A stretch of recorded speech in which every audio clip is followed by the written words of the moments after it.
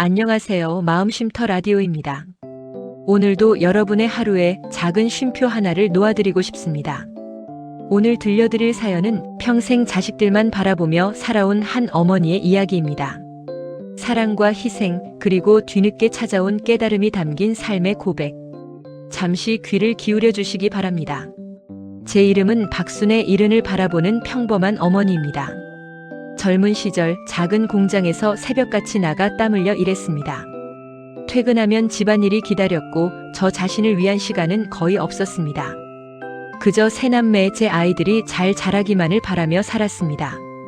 큰아들은 총명했고 둘째는 성실했으며 막내는 웃을 때마다 집안을 환하게 밝혀주는 아이였습니다. 저는 믿었습니다. 내가 이렇게 애쓰는 건 결국 이 아이들이 내게 기쁨이 되어줄 거야. 꿈꾸던 여행도 갖고 싶던 물건도 모두 내려놓았습니다. 괜찮았습니다. 아이들이 제 전부였으니까요. 하지만 세월이 흐르고 아이들은 각자의 삶을 살기 시작했습니다. 그리고 저는 혼자 남겨졌습니다. 이제 저는 묻습니다. 내가 바친 이 모든 시간, 그것은 정말 사랑이었을까요? 아니면 제가 두려워서였을까요? 혼자라는 것이 쓸모없어진다는 것이 두려워 아이들에게 저를 묶어둔 건 아니었을까요? 세월이 흘러 남편은 병으로 먼저 떠났습니다. 남겨진 집은 놀랄 만큼 조용했습니다. 아침에 눈을 떠도 부엌에서 들려오던 발자국 소리는 없었고 저녁이 되어도 환하게 켜져 있던 거실 불빛은 꺼져 있었습니다. 그래도 아이들이 자주 찾아오겠지, 저는 그렇게 스스로를 위로했습니다. 하지만 현실은 달랐습니다.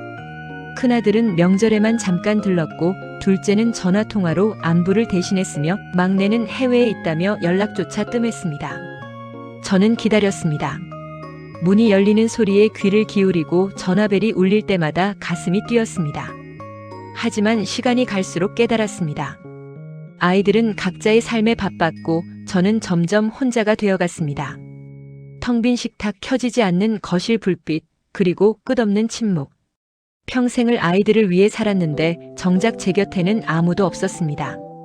이게 제가 바란 삶이었을까요? 그러던 어느 날 큰아들이 전화를 걸어왔습니다. 엄마, 가게 운영비가 조금 부족해서요. 1,000만 원만 도와주실 수 있을까요? 다음 달이면 바로 갚을게요. 저는 망설이지 않았습니다. 아들이 힘든데 도와야지. 통장을 열어 돈을 보내주었습니다. 그게 시작이었습니다. 둘째는 전세보증금이 모자란다며 도움을 요청했고 막내는 아이 학원비와 생활비를 부탁했습니다. 처음엔 뿌듯했습니다. 그래, 부모로서 이 정도는 해줄 수 있지. 하지만 부탁은 점점 잦아졌습니다.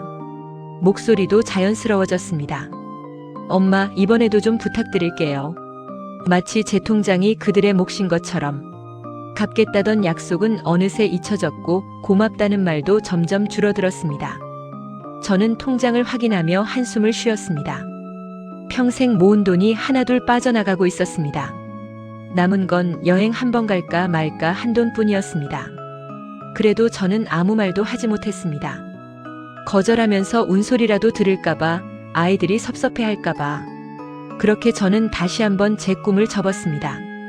아이들을 위해서라면 이 정도쯤이야.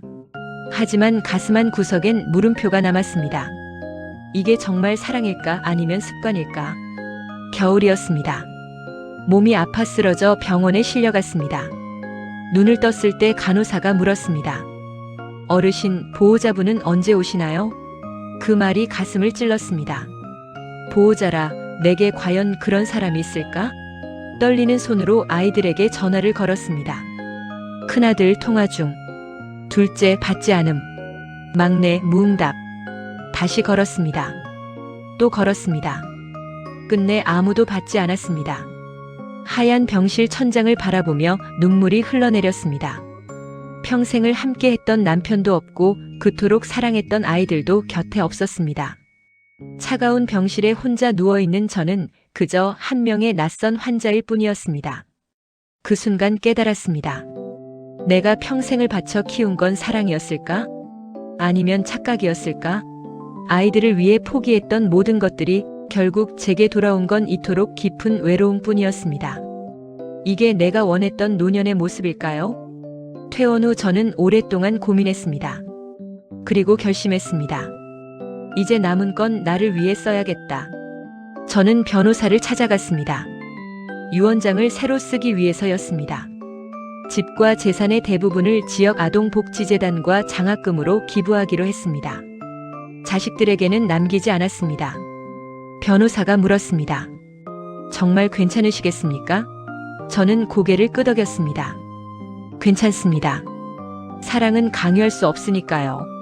평생을 바쳐도 돌아오지 않는 마음을 이제는 구걸하지 않기로 했습니다.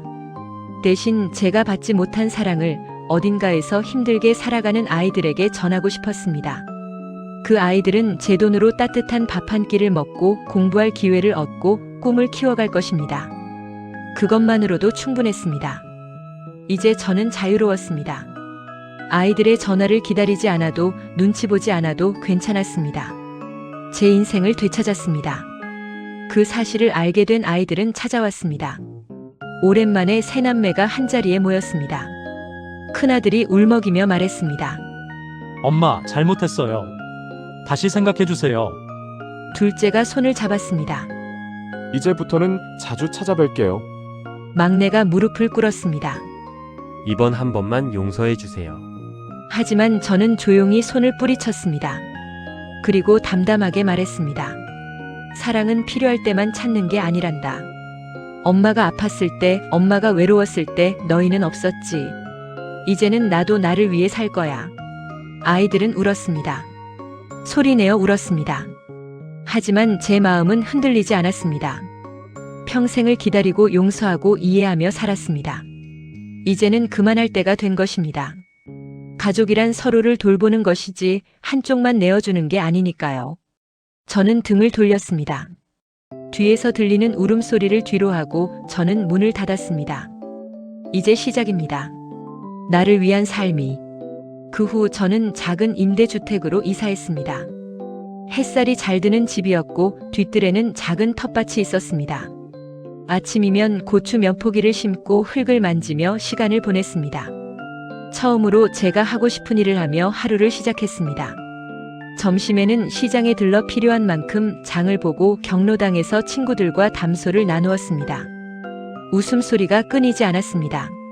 저녁이면 복지재단에서 보내온 아이들의 편지를 읽었습니다. 박순애 어르신 덕분에 대학에 갑니다. 감사합니다. 선생님이 되고 싶은 꿈을 키우고 있어요. 그 글을 읽으며 눈물이 아닌 미소가 번졌습니다. 내가 흘린 시간이 누군가의 희망이 되고 있다는 사실. 그것만으로 충분했습니다. 평생을 누군가를 위해 살았지만 이제는 진짜 의미의 보람을 느꼈습니다. 구걸하지 않아도 기다리지 않아도 저는 행복했습니다. 이게 바로 제가 찾던 삶이었습니다. 시간이 흐른 어느 날 아이들이 저를 초대했습니다. 오랜만에 받는 초대였습니다. 식탁에는 정성스레 차려진 음식들이 놓여 있었습니다. 아이들은 조심스레 고개를 숙이며 말했습니다. 엄마, 그동안 너무 당연하게 생각했어요. 정말 죄송해요. 큰아들이 먼저 입을 열었습니다. 엄마가 병원에 계셨을 때 전화를 못 받은 게 지금도 후회돼요. 둘째가 말했습니다. 돈만 달라고 할 때 엄마 마음이 얼마나 아팠을지 이제 알겠어요. 막내가 눈물을 흘렸습니다. 늦었지만 이제라도 깨달았어요. 저는 아이들의 얼굴을 바라보며 말했습니다. 그래, 나도 너희를 미워하고 싶지 않았다. 하지만 이제는 엄마도 달라졌단다.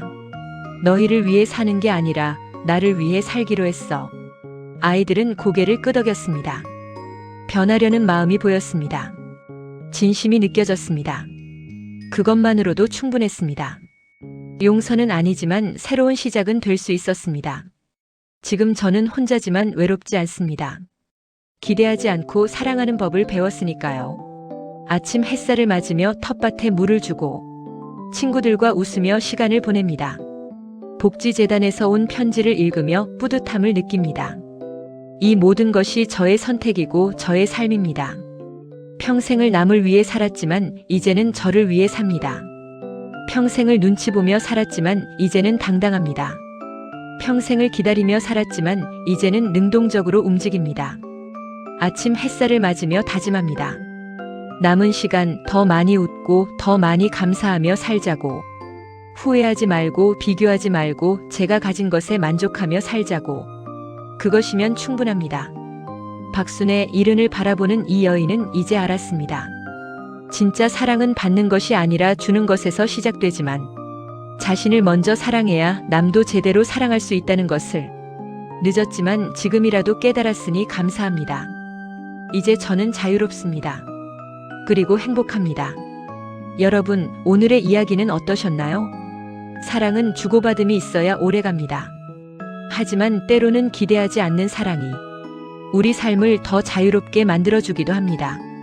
오늘도 마음쉼터 라디오가 여러분의 하루에 작은 위로가 되길 바랍니다. 감사합니다.